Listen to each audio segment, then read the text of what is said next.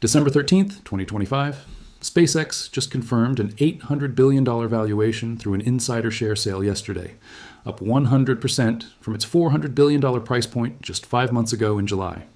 And the world's most controversial billionaire just revealed something that should terrify every traditional investor sitting on the sidelines. SpaceX is preparing for a 2026 initial public offering, targeting a $1.5 trillion valuation. That's with a T, the largest IPO in human history, bigger than Saudi Aramco, bigger than anything Wall Street has ever seen. I'm not a financial advisor. This isn't financial advice. This is an analysis of what happens when the most audacious entrepreneur on the planet positions his most profitable company for a public market debut that will either revolutionize your portfolio or expose how unprepared you are for the new space economy.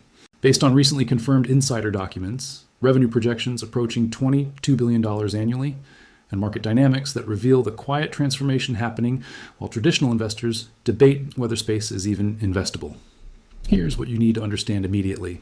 SpaceX CFO Brett Johnson sent a letter to shareholders yesterday confirming the company is preparing for a possible IPO in 2026. That the current $800 billion valuation represents shares priced at $421 each, double the $212 per share from July. But the company's own revenue trajectory tells a radically different story. They're not slowing down, they're not consolidating, they're accelerating toward the biggest wealth creation event in aerospace history. SpaceX authorized an insider share sale at $800 billion. That's not a projection, not a rumor. Yesterday's confirmed valuation from Chief Financial Officer Brett Johnson. One company, 8.5 million Starlink subscribers. The world's most valuable private startup, surpassing even OpenAI's $500 billion mark. Bloomberg reported the company is moving forward with this secondary offering while simultaneously preparing for an IPO that could raise more than $30 billion. Reuters confirmed SpaceX is allowing employees to sell approximately $2.56 billion worth of stock at $421 per share. And the timing is extraordinary. But here's what makes this position unprecedented. This isn't speculative valuation inflation. This is systematic revenue growth built over years while competitors failed to launch. Blue Origin hasn't matched operational cadence. Virgin Galactic struggles with commercial viability. Traditional aerospace giants like Boeing hemorrhage money on government contracts. And SpaceX quietly captured 70% of global launch market share while building the world's largest satellite constellation. When a company doubles its valuation in 5 months, maintains cash flow positive operations, projects $15 billion in 2025 revenue, increasing to $22 to $24 billion in 2026, it's not hype. It's mathematical certainty of market dominance. And the structure of this growth is critical. SpaceX didn't achieve $800 billion through launch services alone. They built it during the exact period when Starlink transitioned from experimental technology to the dominant satellite internet provider on Earth. When mainstream analysts said low Earth orbit constellations were too expensive. When competitors claimed direct-to-cell service was impossible. When the narrative said space infrastructure couldn't generate recurring revenue. They executed while skeptics doubted. While traditional telecom providers ignored rural markets, while other satellite companies maintained legacy geostationary architectures. That's not luck. That's vertical integration combined with reusable rocket technology, creating an economic moat nobody can cross. In December 2025, Bloomberg reported something that should have stopped every portfolio manager on Wall Street. SpaceX is targeting a $1.5 trillion valuation for its 2026 IPO. Elon Musk himself confirmed the reports are accurate. The company plans to raise more than $30 billion in what would become the largest initial public offering in history, surpassing Saudi Aramco's $29 billion raise in 2019. But here's the extraordinary part. This valuation isn't based on speculative Mars missions or futuristic space tourism. It's grounded in Starlink's proven business model, generating $11.8 billion in revenue this year alone. The satellite internet division that went from 1 million subscribers in 2022 to 8 million in November 2025. The recurring revenue engine that now comprises 70% of SpaceX's total income. And the mathematics behind the valuation are brutally straightforward. Industry analyst Quilty Space projects 7.8 million Starlink subscribers by end of 2025, with average revenue per user around $100 to $120 monthly for residential customers, $250 for maritime, and premium pricing for aviation and enterprise clients. That subscription base generates sustainable, high-margin cash flow that traditional aerospace companies can only dream about. The revenue trajectory is undeniable. $7.7 billion from Starlink in 2024, up 83% year over year. Projected $11.8 billion in 2025. launch services adding another $3.5 billion. Government contracts including the $2 billion Pentagon Golden Dome satellite program. This isn't a company hoping to monetize. This is a vertically integrated infrastructure monopoly printing money. Let's be clear about what SpaceX is communicating here. They're not predicting eventual profitability. They're forecasting $22 to $24 billion in revenue for 2026, with improving margins as Starlink scales and launch costs decline through reusability. The company achieved positive free cash flow in 2022 and hasn't looked back. Every financial metric points upward, while competitors struggle to match even basic operational capabilities. But while SpaceX prepares for a $1 trillion-plus public debut, what are traditional investors doing?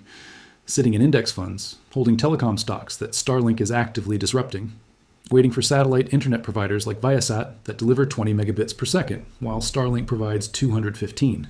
Missing the single largest wealth transfer event in the space economy. That's the game. Build unassailable competitive advantage through vertical integration. Tell the public market nothing until you're ready. Launch at a valuation so massive that early public investors still capture exponential growth from a $22 billion revenue base, scaling toward projections of $40 to $100 billion by 2030. SpaceX doesn't just launch rockets, they control the infrastructure of global connectivity. The company operates over 7,500 operational satellites in low Earth orbit, representing 65% of all active satellites currently in space. They serve 8 million subscribers across 150 countries and territories. When telecommunications companies talk about bridging the digital divide, much of that future traffic will transit through SpaceX metal. This creates an extraordinary structural advantage. SpaceX sees demand patterns before anyone else. They know when maritime customers are expanding routes. They know when airlines commit to in-flight connectivity. They know when governments are building redundancy for national security communications. They see the satellite internet market in real time, while competitors like Amazon's Project Kuiper haven't launched commercial service. And what they're seeing right now validates the $800 billion valuation.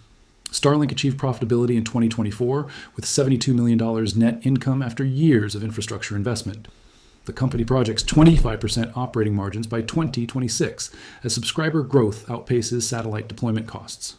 Revenue per satellite continues improving as the constellation reaches optimal density. During periods of geopolitical instability, access to satellite communications commands premium pricing. SpaceX's Starlink service proved critical for Ukraine during the Russian invasion, demonstrating both strategic value and revenue opportunities during crisis. The military version, called Starshield, generates higher margins while building government dependency on SpaceX infrastructure. The consumer division is expanding capacity specifically to meet exploding demand for internet access in underserved regions. Revenue opportunities from the subscription model have created positive unit economics that traditional satellite providers never achieved. They're not building satellites because they think growth is slowing. They're scaling production because demand exceeds current capacity.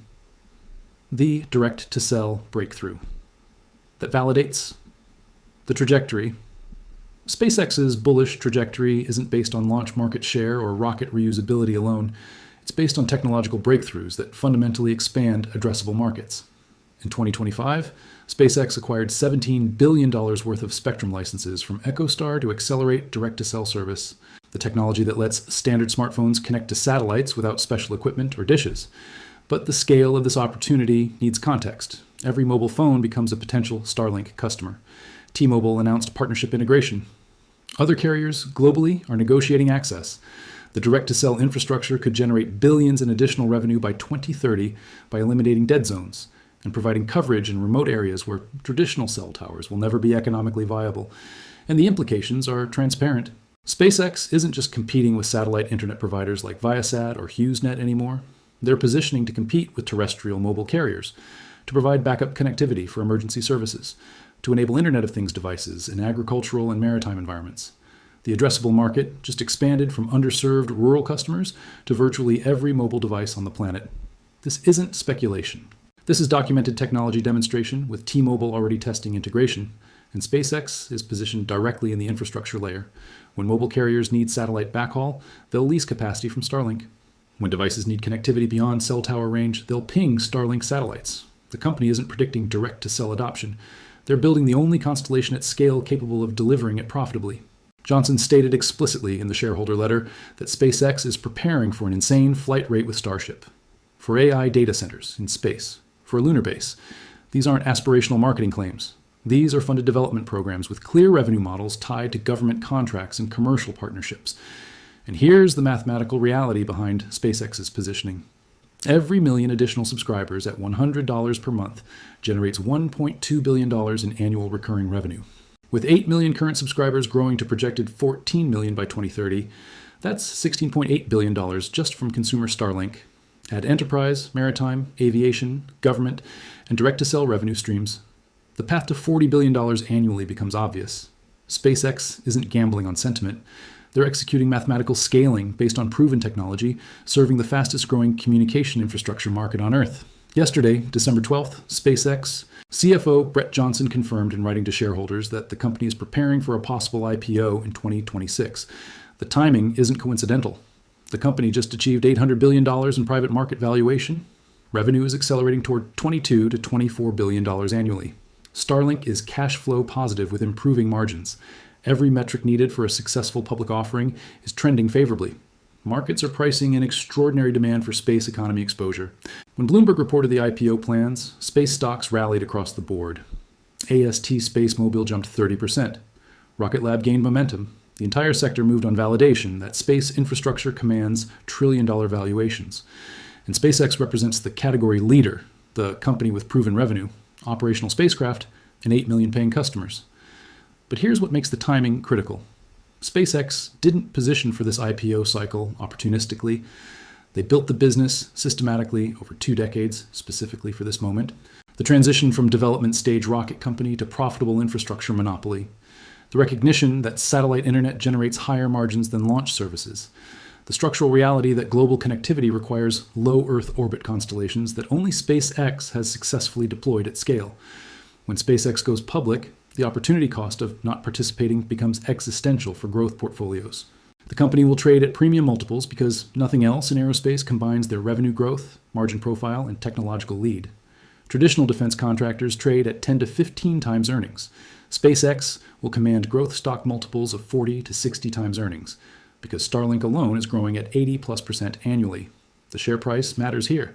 If SpaceX prices the IPO at $1.5 trillion and sells 5% of the company, that's $40 billion in primary offering.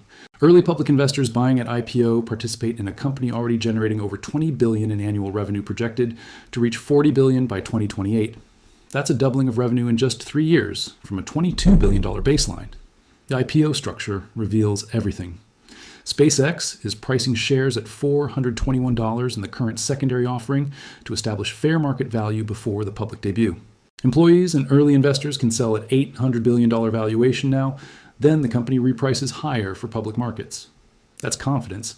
That's a company that knows institutional demand will exceed supply, regardless of price. But the biggest question isn't whether SpaceX succeeds at $1.5 trillion. It's whether your portfolio survives missing it. Because if SpaceX executes the IPO successfully, every comparable space infrastructure company reprices higher. Every satellite communications provider gets revalued against the new benchmark. Every aerospace stock trading at traditional multiples looks expensive compared to SpaceX growth rates. And here's the reality most investors won't confront until it's too late. SpaceX isn't going public because they need capital. They're cash flow positive. They generate $15 billion in revenue this year. They're going public because Musk wants liquidity for employees, wants to fund ambitious projects like Mars colonization and space-based data centers, and recognizes that public markets will value Starlink higher than private investors ever could. This is the final window. The last chance to position before the largest IPO in history potentially creates trillions in market value for shareholders, while leaving everyone else wondering how they missed the most obvious infrastructure transformation of the 21st century. The question isn't whether SpaceX reaches $1.5 trillion. The question is whether you're positioned to profit when it does, or whether you'll be explaining to future generations how you watched the greatest wealth creation event in aerospace unfold in real time and decided index funds were sufficient exposure to the space economy. SpaceX launches in 2026. Your portfolio either launches with it or it doesn't. There's no middle ground when the rocket leaves the pad.